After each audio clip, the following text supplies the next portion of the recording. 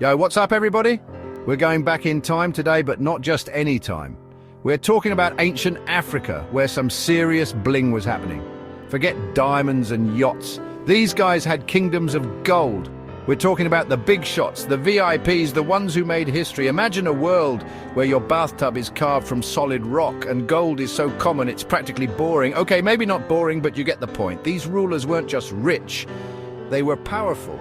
They commanded armies, built empires, and left a mark on the world that we can still feel today.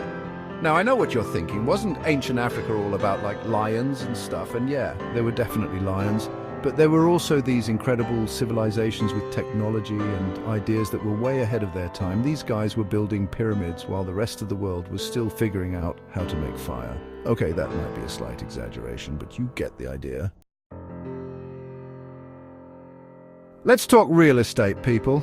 Forget your fancy penthouses and infinity pools. These ancient African rulers were living in palaces that would make your jaw drop. We're talking about massive stone structures, intricately carved and decorated with gold, ivory, and precious stones. These weren't just homes, they were symbols of power and wealth. Imagine walking through courtyards filled with exotic plants, fountains flowing with wine. Okay, maybe not wine, but a guy can dream. And walls covered in murals depicting epic battles and legendary stories. And don't even get me started on the throne rooms. These were designed to intimidate and awe, with ceilings so high you'd get a crick in your neck just looking at them. Now, being a ruler wasn't all fun and games, although there were definitely a lot of games, as we'll get to later. These guys had to maintain order, resolve disputes, and basically make sure the kingdom didn't fall apart. And how did they do that? With a whole lot of ceremony and ritual, that's how. We're talking about elaborate coronation ceremonies, religious festivals that lasted for weeks, and sacrifices to appease the gods. Hopefully they weren't sacrificing anything too cute. These rituals weren't just for show, they were about reinforcing the power of the ruler and maintaining social order.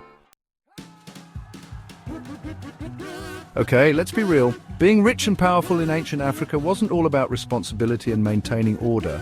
These guys knew how to live it up. We're talking about feasts that would make a Michelin-starred chef weep with envy, with exotic fruits, roasted meats, and enough wine to sink a ship. And the clothes. Forget your off-the-rack suits and designer jeans. These guys were rocking robes made of silk and gold, adorned with jewels and precious metals. They even had special servants whose only job was to fan them with giant ostrich feathers. Now that's what I call living the dream. But it wasn't all about material possessions. These rulers were also patrons of the arts, sponsoring musicians, dancers, and storytellers. Imagine spending your evenings watching acrobats perform death-defying stunts, or listening to epic poems about heroes and gods.